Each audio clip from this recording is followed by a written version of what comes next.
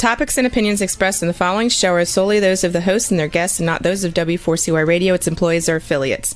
We make no recommendations or endorsements for radio show programs, services, or products mentioned on air or on our web. No liability, explicit or implied, shall be extended to W4CY Radio or its employees or affiliates. Any questions or comments should be directed to those show hosts. Thank you for choosing W4CY Radio. Welcome to the Ask the Expert show on W4CY Radio and Talk4 TV, where we bring you educational information from top local experts in the fields of legal, health, financial, and home improvement. Now sit back and listen to experts in family law, association law, hearing loss, business brokers, home care, along with many other topics. Now here are your hosts, Steve-O and Sophia. Hey, good afternoon, Arizona. Welcome to another Ask the Expert show where for the last 17 years, we bring you the top experts in their field in the areas of health, legal, financial, and home improvement. We want to welcome our TikTok new audience. I have been trying to get this show on for the last 2 years. I am so happy about having a show, and I'm already seeing people write in questions already asking about neuropathy. We're doing a show today on neuropathy, and I've been doing the show now with Dr. Patrick Sars for about a year now, and I got to tell you, I have learned so much. One of the things I've learned a lot is it's painful. People lose their balance, and there's numbness.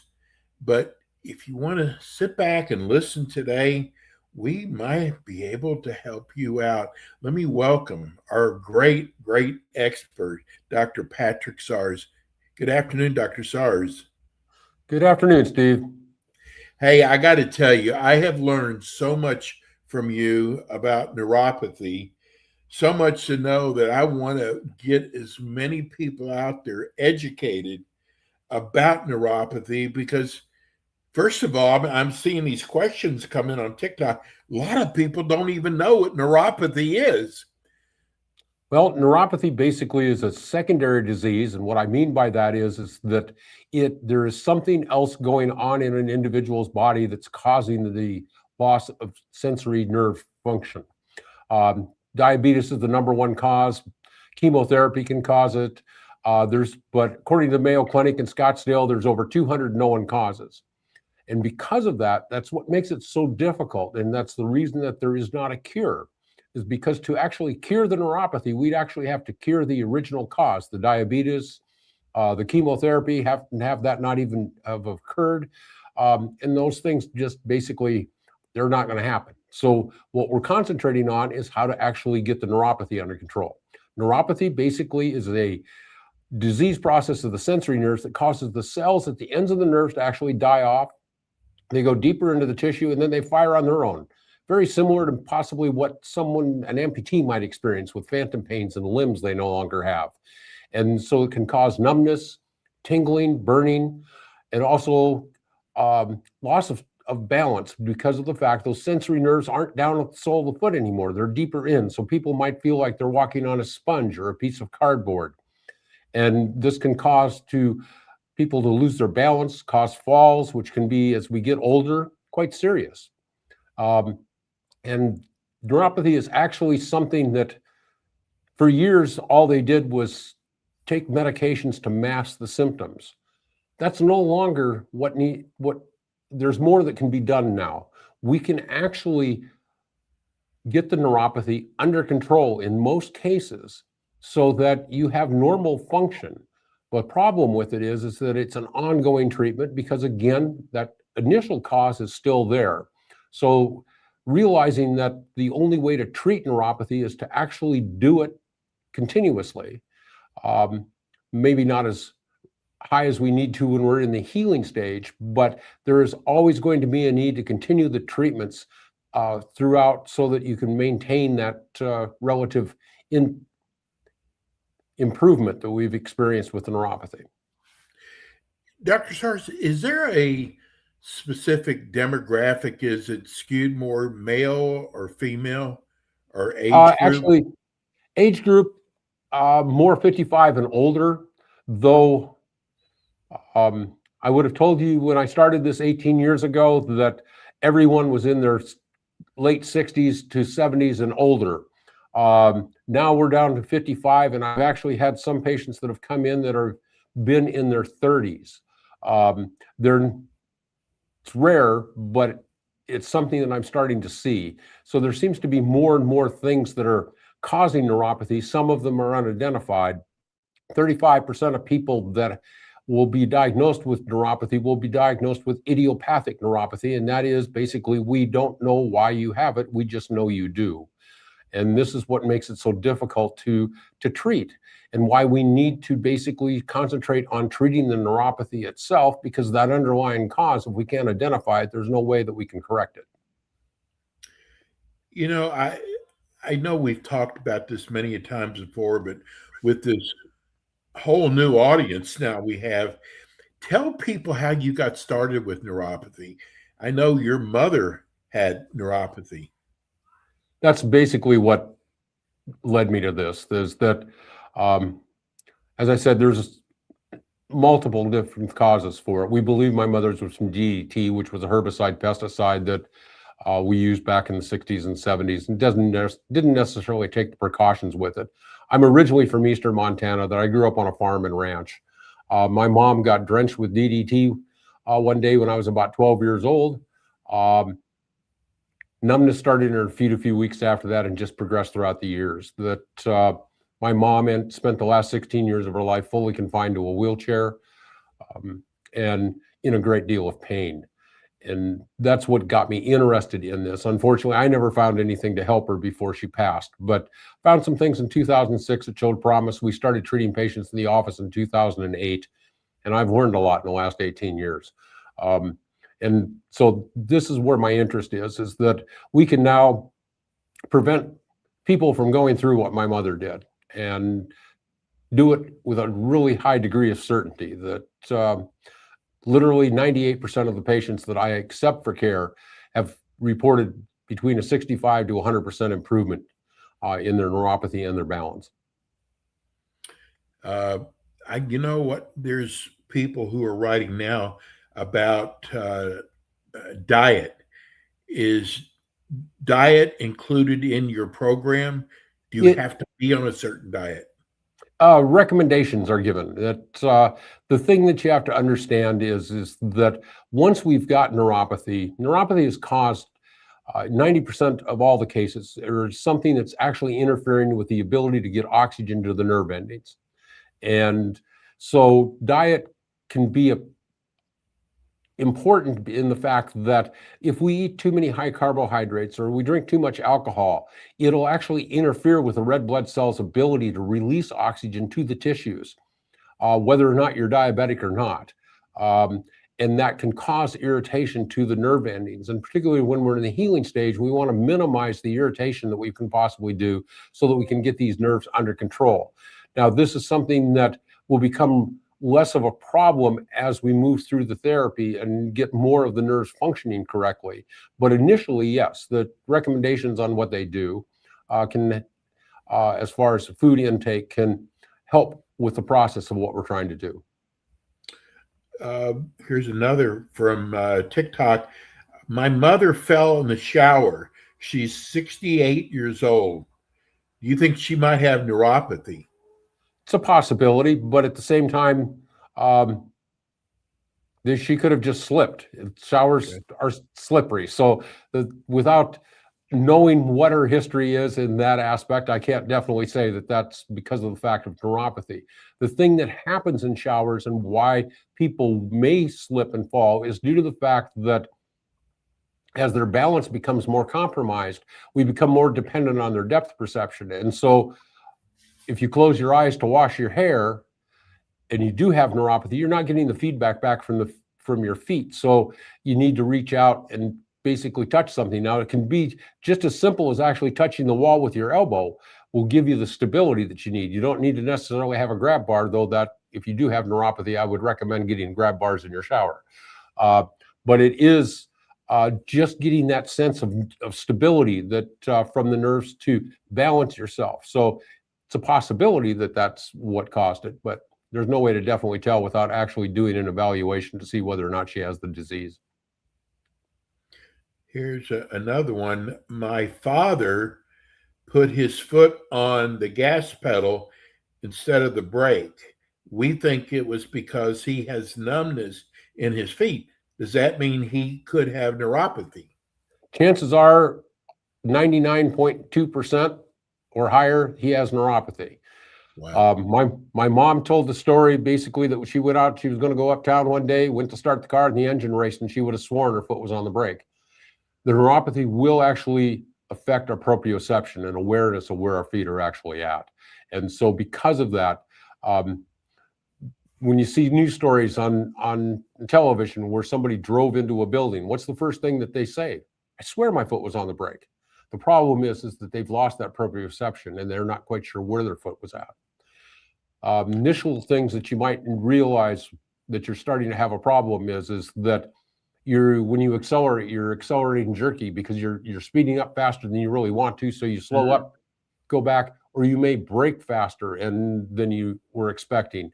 And it's just due to the fact that you start to lose how much pressure to put on a pedal to accomplish what you were trying to do, speed up or slow down. So we are getting so many questions. I'm taking them today because these are all new people. They've never seen your show before. Here's a great question. What happens if you don't treat neuropathy? It gets worse. Severe cases, you're going to end up like my mother, where you're going to end up basically in a wheelchair. If it's due to the fact of uncontrolled diabetes, that can actually lead to amputations. And so it is something to truly deal with. It will affect your life. And it'll affect the life of the people around you also, because it's not just going to be you, it's going to be the people that you start to become dependent upon. And that I can guarantee you that my parents did not have the retirement that they initially had planned when they were in their 40s. Here's another TikTok. I am going to contact my mother. I think she needs to come in and see you. Why do doctors not understand about neuropathy? Primarily due to the fact that they don't have a whole lot that they can offer to do for it. The primary thing that they will do is prescribe medications that my typical patient will possibly go to their primary doctor, say that they're having some pain and numbness. They'll get prescribed gabapentin. Chances are it's not going to work. So they think, well, geez, I'll go to a neurologist. They'll go to the neurologist. They'll do an EMG, nerve conduction study. Neurologist determine you've got neuropathy and prescribe them gabapentin. They get discouraged. And because we're here in the Phoenix area, we have Mayo Clinic and we have Barrows Neurological, two of the leading neurological clinics in the world. And they think, well, geez, I'll make an appointment and go there. So they'll go and they'll meet with maybe 2-3 neurologists. They'll determine they need to have another EMG.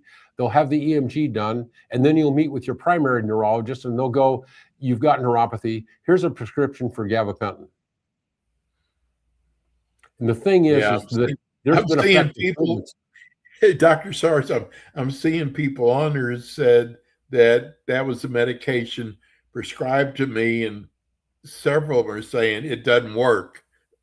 Well, the reason that it doesn't work is due to the fact that the reason that it got accepted in the first place is that, and you can look this up, Pfizer actually created fictitiously all the research that backs it up treating for neuropathy. And the reason that I can say that is that they actually paid a $430 million fine to the federal government and pleaded to felonies for fabricating the research of that back in 2004.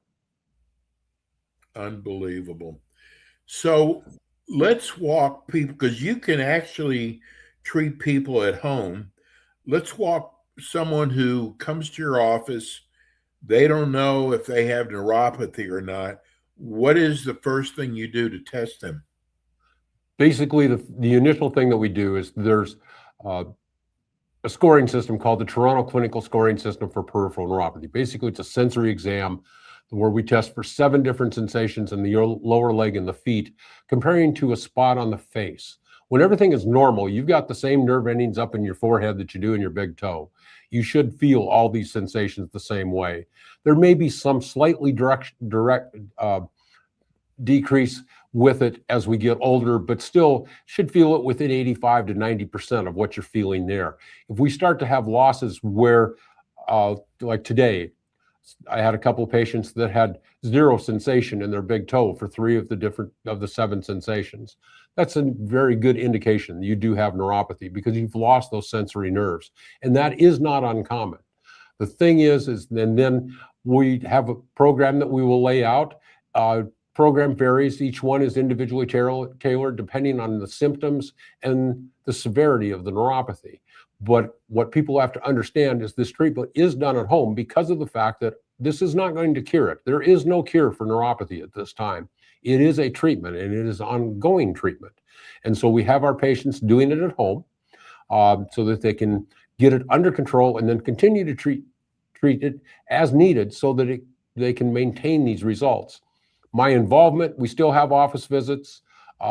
Some of those are done over the phone because we're in the Phoenix area, so we get a lot of snowbirds. So I have a lot of patients now that are in Canada and in the northern part of the United States. So we do this over the phone, but through this. But I'm available also 7 days a week from 7 o'clock in the morning to 8 o'clock at night by phone. If you call my office, somebody's going to answer that phone, with the exception if I'm in the shower or church. We're going to be giving out your phone number and your website. So once you had found out they are suffering through neuropathy, how does the treatment work? The treatment basically is very simple. We actually use a form of infrared light. And I know a lot of people will go, geez, I tried that. I bought one off the internet, or I went to this office and they did that. And yeah, it sort of worked, but not all that much. But the problem is that infrared is an invisible form of light that produces heat. People with neuropathy, one of the first sensations that you're going to lose is the ability to feel warmth.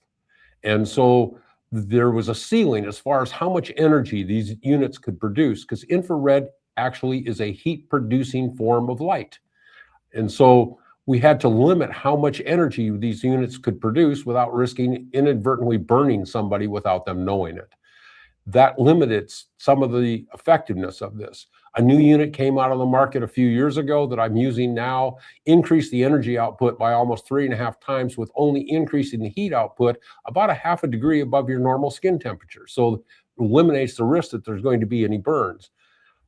Maybe the best way I can look at it or think about this is water boils at 112 degrees. Now, if you heat it up to 200, it's not going to boil. And you can keep it at 200 for a long time and it's still not going to boil. It has to get up to 212.